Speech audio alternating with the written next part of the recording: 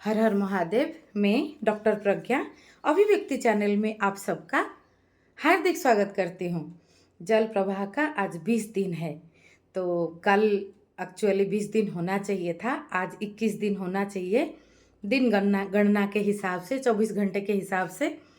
पर कल जल प्रवाह रुक गया था, इसीलिए मैं पहले बोली थी कि संकल्प जो है जीवन में वो जल संकल्प होना चाहिए, ताकि हम स्थान, काल, पात्र, अवस्था, विशेष परिस्थिति ये सब के हिसाब से हम सत्य को और संकल्प को उसी हिसाब से समझ पाए जोड़ के। जैसे बहुत लोग बहुत पहले की बात को अभी का सिचुएशन पे डाल के उसमें सही गलत निकालने का कोशिश करते हैं, जो कि वो फ्रेम ही गलत है। तो ये इस तरह की संवाद का कोई मतलब ही नहीं रहता। उसको हम उसी फ्रेम में देख सकते हैं इतिहास को। हाँ, उससे अवश्य सीख सकते हैं हम। इतिहास जो है, हिस्ट्री, पास्ट जो है, ये जीवन में बहुत महत्वपूर्ण है।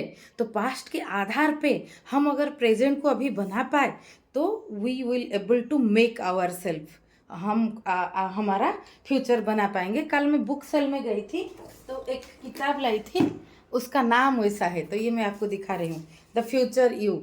अभी तो मैंने पढ़ा नहीं है, लेकिन प्रवाह में फ्यूचर ही बनता है, और फ्यूचर जो है वर्तमान का जोड़ है।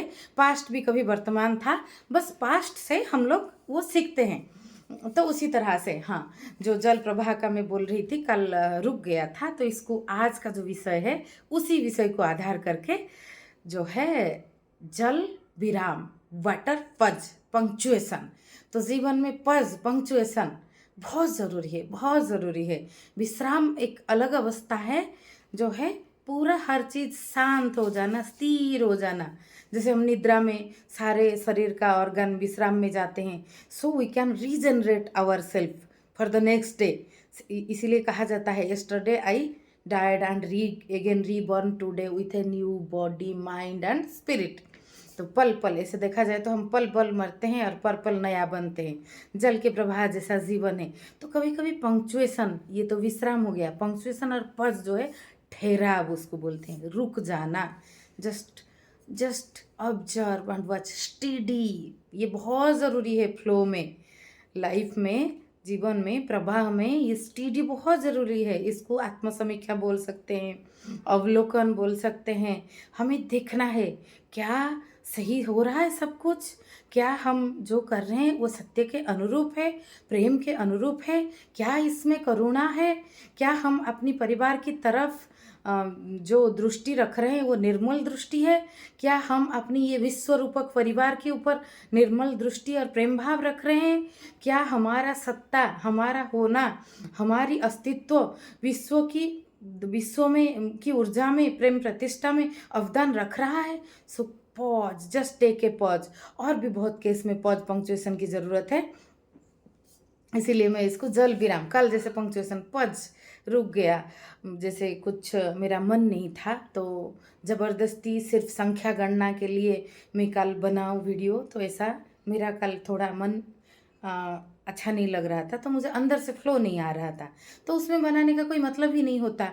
जैसे संख्या गणना जैसा वो हो जाता है, लेकिन गणना जीवन में प्रवाह की गणना होता है, फ्लो की, हम ऊर्जा की, हम जैसे मेमोरी भी, हमारी स्मृति भी उसी चीज़ का बनता है, जो जो चीज़ हमें हृदय की गहराई से छूता है। जो नहीं छूता उस चीज़ का मेमोरी बनता ही नहीं है, वो हम भूल जाते हैं। इसीलिए 100 साल की ज़िंदगी में कोई बहुत कम चीज़ शायद महत्वपूर्ण रूप में याद रख पाए, और कोई 30 साल के ज़िंदगी में ज़्यादा हो तो उस भी जीवन में ज़्यादा महत्वपूर्ण घटना घटा है और ज़्यादा उसको प्रभावित किया है। तो ये जो है जीवन में, ये पॉज और पंक्चुएशन, ये जो मेमोरी इस तरह से बनता है, ये बहुत ज़रूरी है जीवन की फ्लो को देखने के लिए। जैसे कल मैं 4 जो अवस्था का, आश्रम अवस्था की बात कर रही थी, और स्ट्रीम भी हुआ था उसके ऊपर। तो एक अवस्था अच्छे से फ्लो जाता है तो वो आगे की अवस्था भी उसी हिसाब से होता है। कुछ चीज़ अचानक नहीं होता, जैसे हर चीज़ एक प्रोसेस में होता है। कार्य कारण सिद्धांत भी उसी हिसाब से काम करता है कि कोई कार्य अचानक नहीं होता है, अनेक कारण के जोड़ से कुछ हमें समझ में आता है, कुछ समझ में नहीं आता है। तो जो समझ में नहीं आता है उसको इंसान प्रारब्ध कर्म, नहीं तो अनसीन, नहीं तो कुछ क्यूओस, इस तरह के बोलता है। तो ये पॉज पंक्चुएशन ये अवलोकन के लिए ज़रूरी है। और बहुत सारे सिचुएशन होता है जहाँ पे हम थोड़ा कंफ्यूज हो जाते हैं कि क्या सही है क्या गलत है। बहुत दो तीन तरह का चीज़ लगता है हमें सही है, और इस तरह के चीज़ों में just keep silent, follow silence, follow the inner silence, just take a pause, take a punctuation, ये बहुत ज़रूरी है। ठहराव, रुक जाना, लिखते लिखते रुक जाना, समझ नहीं आ रहा है कि क्या लिखे, फिर अंदर से प्रेरणा आएगा कि आगे क्या होगा, तो वो चीज़ फिर अंदर सॉल्व हो जाता है। अगर कोई चीज़ में हमें कंफ्यूज लगता है, हमें लगता है कि नहीं हम जान नहीं पा रहे हैं और चीज़ें जो है बिखरा हुआ है और हम समझ नहीं पा रहे हैं कि कैसे उसको जोड़े, तो जोड़ के तो लिंक जोड़ के तो वो जीवन बनता है ना। और 3 डायमेंशनली ऊपर जाके देखो तो ये जीवन भी मूवी है, इसमें भी सब जोड़ जोड़ के बन रहा है। जैसे हम मूवी में पर्दा में देखते हैं, अंत में हमें सार दिखता है कैसा, तो हमारे ज़िंदगी में भी ऐसा सार हो जाता है। तो हम पास्ट से सार ले लेना, तो वो वर्तमान को प्रभावित करके वर्तमान को बेहतर कर देता है, तो फ्यूचर हमारा बेहतर हो जाता है। तो वो इस तरह से चीज़ों को समझना, तो समझना, जागरूकता, और इसके लिए पॉज, विराम, पंक्चुएशन, जस्ट रुक जाना, ठहराव, स्टेडीनेस बहुत ज़रूरी है। आप थक गए हो, आप जान नहीं पा रहे हो, कंफ्यूज हो, आपकी एनर्जी लेवल कम लग रहा है, कुछ भी हो कि कुछ समस्या है, जैसे अभी पूरा वर्ल्ड में एक सुइसाइड में डेथ के नंबर्स बहुत ज़्यादा है और बढ़ रहा है। और डिप्रेशन, एंजाइटी तो जैसे सोसाइटी में आम बात हो गया है कि इट्स ए कॉमन प्रॉब्लम। लेकिन ये हर इंसान अगर इस चीज़ को प्रयोग करेगा कि ठहरा, मैं थोड़ा पंक्चुएशन लेके देखूँ तो जो भी समस्या है, और संसार में ऐसा कोई समस्या नहीं है जिसका समाधान नहीं है। कुछ परिस्थिति में खुद को माफ़ कर दो, कुछ परिस्थिति में दूसरों को माफ़ कर दो अगर आपको गलती लगता है। अगर हो पाए आप में हिम्मत है, कॉरेज है, तो दूसरे से जाके माफ़ी भी मांग लो, और आपकी खुद से भी माफ़ी मांग लो, और जो है अ, और चीज़ों को ठीक करके, जिस चीज़ से गड़बड़ हुआ था, जैसे कहा जाता है ना, गलती करो लेकिन नया नया गलती करो, ताकि गलती से जो सीखते हैं, हम अनुभव से जो सीखते हैं, वो चीज़ हम सुन के जान के नहीं सीख सकते उसी तरह से, चाहे सही हो या गलत हो, दो तरह के अनुभव से हम सही सीख सकते हैं। जैसे छोटा बच्चा आग में हाथ डाल देता है लेकिन सीख जाता है कि ये इसमें हाथ, दिस इज़ डेंजर। तो इस तरह से तो बहुत तरह के चीज़ों को, हाँ बहुत तरह के चीज़ों को, ऐसा नहीं कि हम आग में कूद के जल के वो चीज़ जानेंगे। बहुत चीज़ों को आप्तोपदेश जैसा बहुत लोगों ने जाना माना, तो हम समझ लेते हैं और बहुत चीज़ों को अनुभव करके जानते हैं। बहुत चीज़ों के अनुभव में कभी जो गलती, कभी सही, कभी गलत हो जाता है, लेकिन उसका अगर रिजल्ट, और उसके रिजल्ट अगर हमारा विकास करता है, हमारा वर्धन करता है, हमारे इवोल्यूशन में मदद करता है, तो वो सीखना बेहतर रहा, तो नई नई गलती करो, इस तरह से कहा जाता है।